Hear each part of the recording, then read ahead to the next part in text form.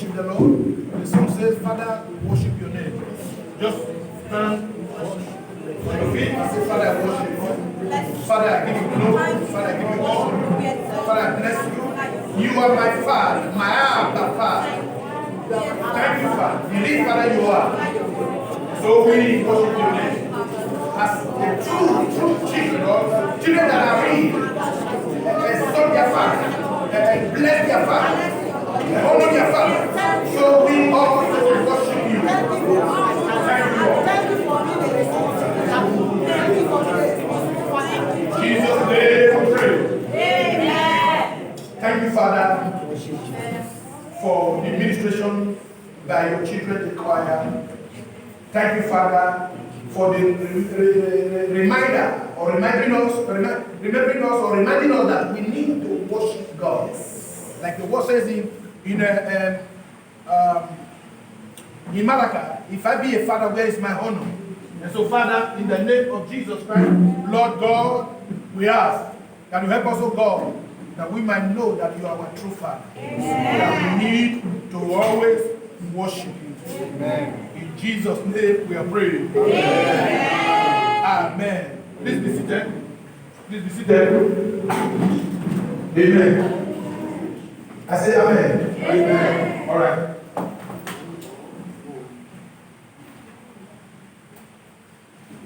Open with me to the book of Isaiah chapter 7. Isaiah chapter 7.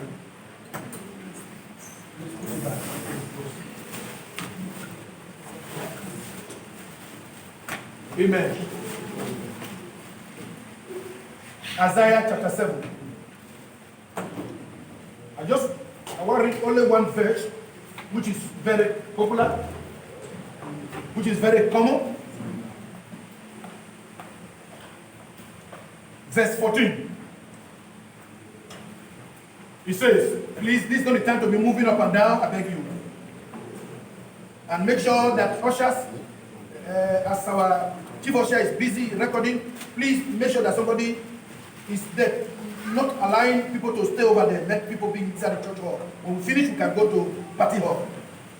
Amen. Verse 14.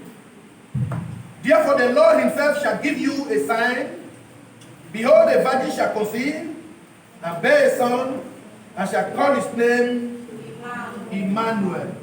Shall call his name Emmanuel. Emmanuel. May God bless his word in Jesus' name. Amen. All right? Amen. Shall call his name Emmanuel. Please, I want to remove that plug and plug it. It's working here. You just.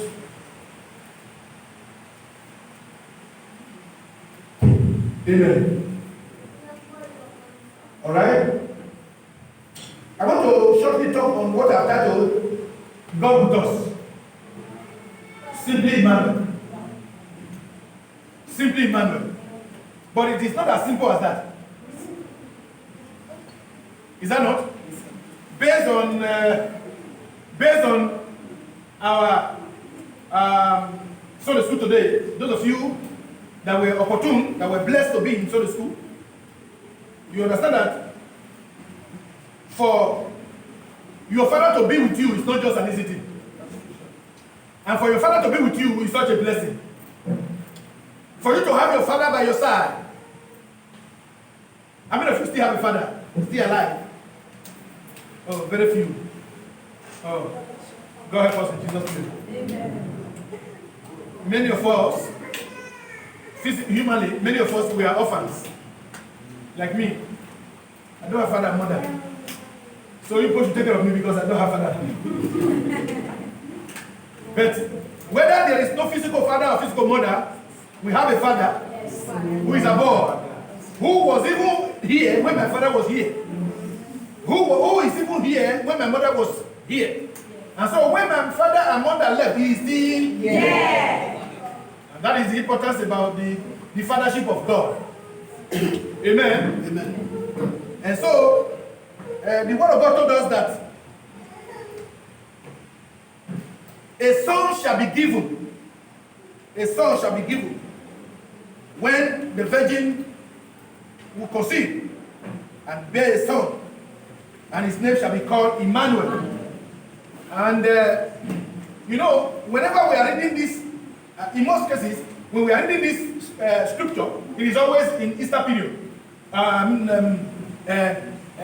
Christmas period. But I bet you it is not only Christmas message. Amen? It's not only Christmas message. If we understand the context, from the context of what the scripture is saying, he's saying that he is the father that is always with his children. The father that is always with his children. That is Emmanuel. And so, when God gives his son, now, I will explain to you the meaning, or maybe just to, because not really going to explain, but to say that son means a seed. I will get back to that. Amen. Amen. So, God was telling the world, you and I, that he wants to be with you.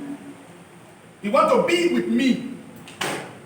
He doesn't want to be far away.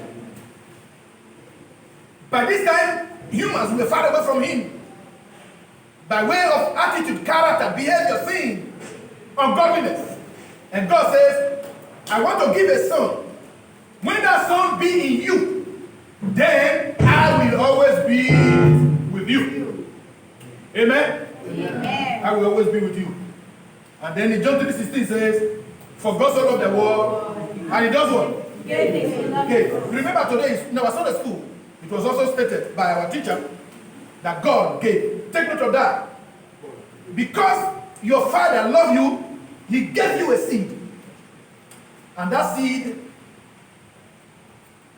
will always be in the center of your life, where he will always be available. When you love your children, you give. You give. For them to be able to have you in the center of their mind. Now, the reason why this Sunday school lesson is of today told us that it only takes a DNA to be a father, but it takes love to be a daddy. But we are expected, God expects that we be that we men be both father and what? Daddy. That is, we should give birth to children, and not only give birth, because that is not the only issue. Many men have given birth in this world, but they allow their children to be fatherless. Even when they are alive, they allow their children to be fatherless. Without showing love, affection, without getting closer to their children, without giving, nurturing, raising their children. So, such is not of God. And so God says, I am Emmanuel, and I want to be with you. May God be with us in Jesus' name. Amen. According to the above scripture, the purpose that God had in mind for sending his son into the world was to make a connection with us. You see that? It's to make a connection with us. That when his son that he gave you is in your life, then he will always be with you.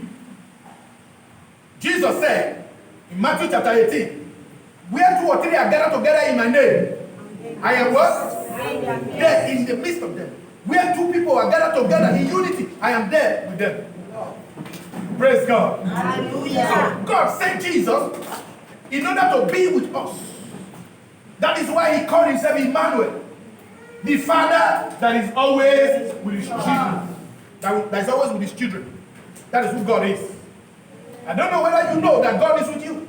But whether you know it or not, God is with you. I said what? God is with us. But remember I said before that God gave Jesus to you so that when Jesus is in you, he will always have connection with you. And by that, it means that God will not only be around you, but he will be in you. You get that? Amen. Amen. There's even between being you and being around you. Amen. Okay? So, now, it is about relationship. Now, for God saying, I am Emmanuel, I gave you my son, so that my son will be in you, and so that I will now be your Emmanuel, that is the father that is always with you, It is a relationship thing. Are you with me? I want you to know this fact that in every aspect of the Bible you can look to,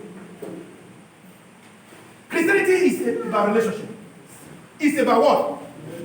If you have listened to some of my video on YouTube, I have explained that a little, which I will also do by the grace of God, that Christianity is about relationship. Relationship with God and relationship with what? People. And so, that's why even last Sunday I was saying something, that there's no way you can be a true Christian. Is it last Sunday or last Sunday I get about? There's no way you can be a true Christian, a true child of God, when you are not having good relationship with people. Are you with me? That is when you hate people, when you don't like people, when you want to kill people, when you don't want people to be alive, only you. When you don't want the good of the people, only yours. Then there's no good. Thank you. There's no good relationship with God. May God help us in Jesus' name. Amen. So God being Emmanuel for us is about relationship. That He wants to always relate with you, like good father and good children, or good father and his children. Amen. Amen. Some of us that are here today, men, boys, that you may call yourself boys, but let us use the word men.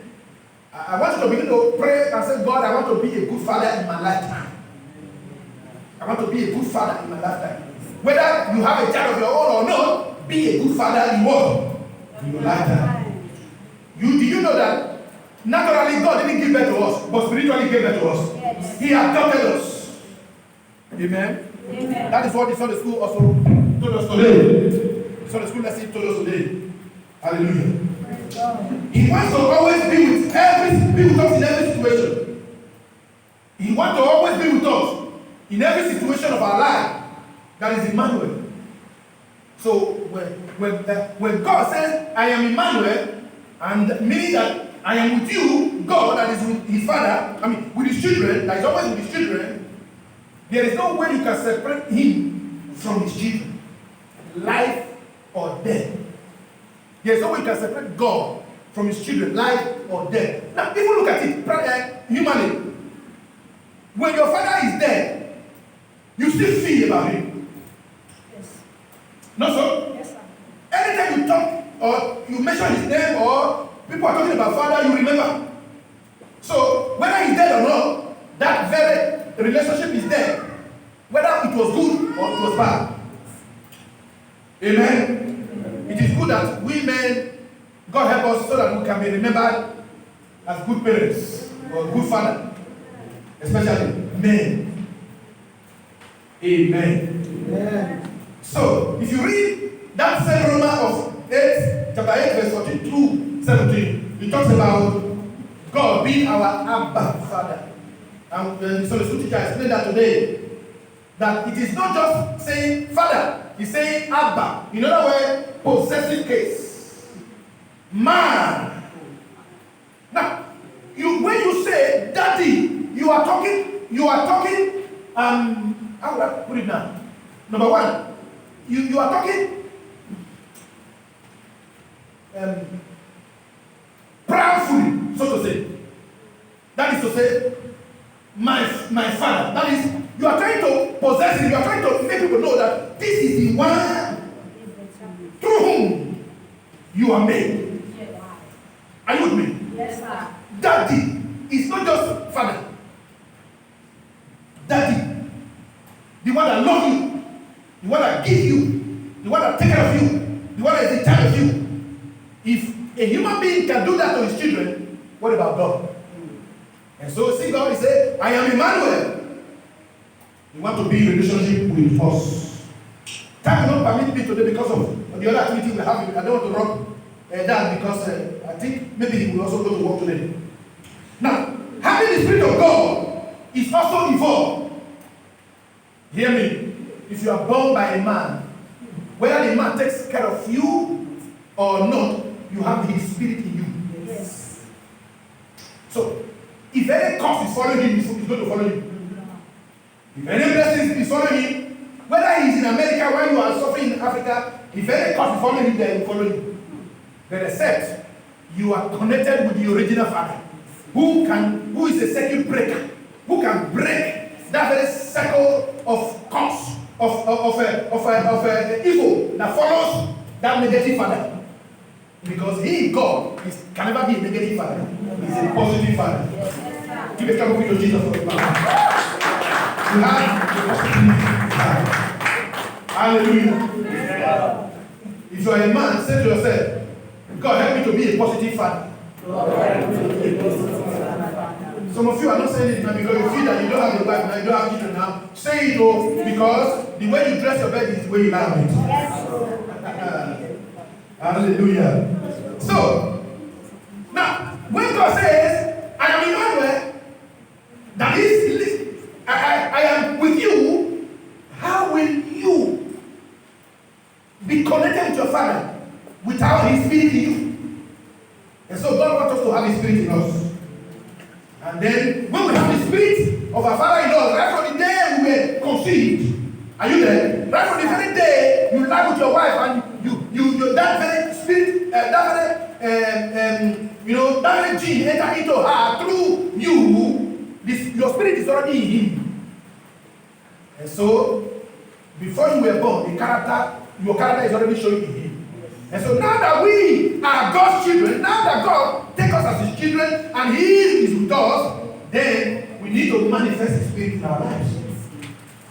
We need to manifest the character that we are children of God.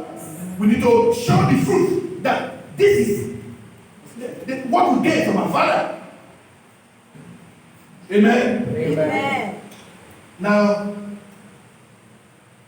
the Son of God is a seed that is sown into us. The Son of God is a seed. The seed of the seed that the book of Genesis chapter 3 verse 15 says, when God was giving condemnation to Satan, the serpent, who deceived Adam and Eve, and God promised right from that very day that He was going to send the seed of the woman to bruise the head of the serpent. And that is Jesus Christ. So, and then every woman has an egg, like the Sunday school teacher also taught us today, but the seed that will make the egg to produce children will come from the man. We have said that today. For those of you who were not here, you miss a lot. I pray that next Sunday come on time so that because we are going to treat that for about 4 Sundays or so. God help us. Yeah. So that is why I said the other time that the woman is the womb of the man. The woman is the womb of the man. W-O-U, man, woman. So that is where the seed of the Father is going to be incubated before coming out. Let me tell you, there is no relationship in the blood of the seed in the womb of the woman. I mean, the seed of that seed in the womb of the woman with the woman. Are you there? Somebody can be HIV person and give birth to a child no HIV. Yes. Because the blood is not connected. It is only the blood of the Father that is inside that baby. Mm-hmm. It's a mystery, but that is true. May God help us in Jesus' name. Amen. So, God sent His Son Jesus to be in us, so that His Spirit that is in His Son can run in us, walk in us. So, if you say you are a child of God, let's ask or let's see the Spirit of God operating in you. If you say God is with me, let's see the function, the activity of God's Spirit in you. Are you with me? Yes, sir. God help us in Jesus' name. Amen. So, when a seed is sown into a soil, and the soil happens to be a fertile soil, it will germinate and bear good fruit, bear good and great fruits. When a man put his sperm into a woman, and the womb of the woman is hot, the womb is not fertile. And the womb of the woman is problematic. The womb is not fertile. Just like when you plant your seed on the soil, and that soil is not good, the seed will suffer. Some of them will come out. That's what I was telling you that day. Look, the Bible tells us from the beginning that God After God created everything, he saw that what he created was what? Perfect.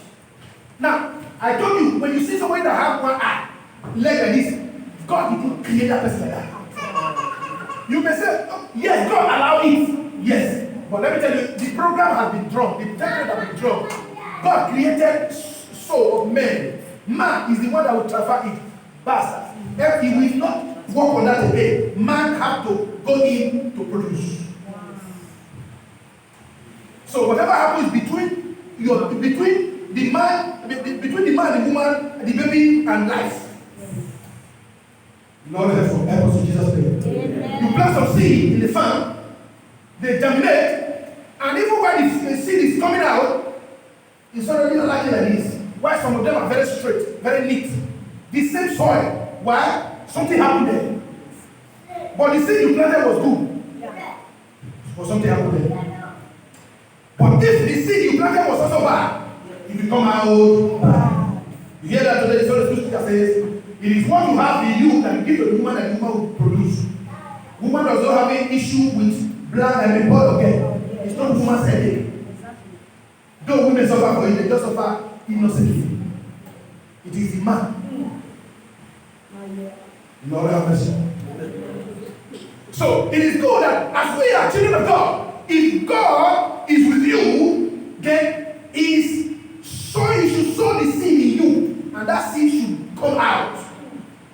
Amen. Amen. And I want you to know that if you are a good soil, you are a good ground, the word of God that is sown in you should bear fruit. Are you with me? Yes, sir. The word of God that God is sowing into your soul, into your life, should bear fruit. And so if you say God is with me, what have you to show for it? It's not about the clothes you wear. It's not about the skin what do you call it? The things you use to rub yourself. No. It's about character. It's about attitude. It's about behavior, mentality, perspective. Lord have mercy. Now, the soil God planted the seed is supposed to be in our hearts. The soil that God planted the seed is supposed to be in our heart. When you say, if I look around me, I see my Lord Jesus. I look around you, I see my. There's somebody who is not a Christian, somebody who is not, who knows that that things of the Spirit. What are you talking about? Now, the truth is, physically, everybody look around. What are you seeing? Look around. What are you seeing? Chair, other people. Did you see Jesus with your eye? No. But in your mindset, yes. In your mentality, yes. In your faith, yes. Because inside of your heart, the soul, the seed are being sold. Praise God. So, very essential. God help us. Whatever happens in our heart and lives can only be seen in our body. So, the way we behave now shows what is in our heart. What we behave. Because out of the abundance of the heart, the mouth speaks. God help us in Jesus' name. Yeah. I was talking with somebody, is it last Sunday? I can't remember. I said that there is no human being that have no red feet. You remember? I think it was another.